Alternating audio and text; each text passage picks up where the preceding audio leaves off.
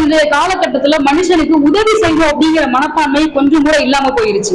தயவு செஞ்சு இப்ப வரக்கூடிய இளைய தலைமுறை மட்டும் நான் சொல்லலைங்க, எல்லா வயதுடையவர்களுமே ஒரு இடத்துல ஒருத்தவங்க கஷ்டம்னு சொன்னா அந்த இடத்துல உங்களால அந்த கஷ்டத்துக்கு என்ன உதவி செய்ய முடியுமோ அது சிறிய உதவியாக இருந்தாலும் கூட தயவு செஞ்சு அந்த உதவியை செய்யுங்க. நீங்க விபத்து நடந்தா கூட அப்படியே பார்த்துட்டு கடந்து போற காலகட்டத்துக்கு நம்ம வந்துட்டோங்கிறது ரொம்ப ரொம்ப வருத்தம் தரக்கூடியதா இருக்கு.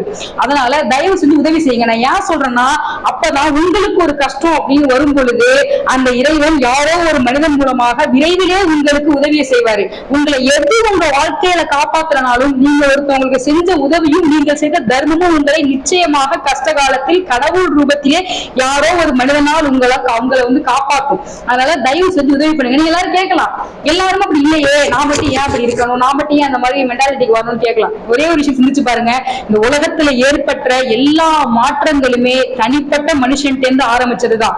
அதனாலதான் நான் சொல்றேன், தனிப்பட்ட ஒரு மனிதன் மனதிலே ஏற்படக்கூடிய மாற்றம் இந்த சமுதாயத்தை இந்த நாட்டையே ஒரு நாள் நிச்சயமாக மாற்றும்.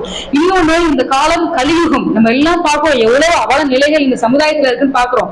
அப்ப ஈதல் அப்படின்ற நம்ம செய்யக்கூடிய அந்த உதவி மட்டும்தான் இந்த உலகத்தை மீண்டும் அந்த நல்ல உலகமாக அன்பானவர்களும் பாசம் மிகுந்தவர்களும் நிறைந்த நல்ல உலகமாக மாற்றும். அதனால தயவு செஞ்சு உங்களால உதவி அப்படிங்கிறது அவங்களுக்கு என்ன தேவையோ அந்த மிகப்பெரிய விஷயத்தை செய்யறது பேர் உதவி கிடையாது.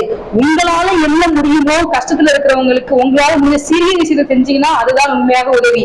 பாரதி கூட அதான் சொன்னாரு, தனி ஒரு மனிதனுக்கு உணவில்லை எனில் இந்த ஜகத்தினை அனுப்பிடுவோம் சொன்னாரு. அதுக்கு என்ன அர்த்தம் தெரியுமா? இந்த உலகத்துல எல்லா உயிர்களும் இன்புற்று வாழ வேண்டும், யாரும் மறுமையிலும் துன்பப்படக்கூடாதுன்னு சொன்னாரு. சங்ககால மக்கள் நினைத்தது போல ஈதல் என்ற உயரிய பண்பை மீண்டும் இந்த சமுதாயத்திலே வளர்த்து அதனால் இந்த சமுதாயம் அன்பு நிறைந்த அழகான சமுதாயமாக மாற வேண்டும்.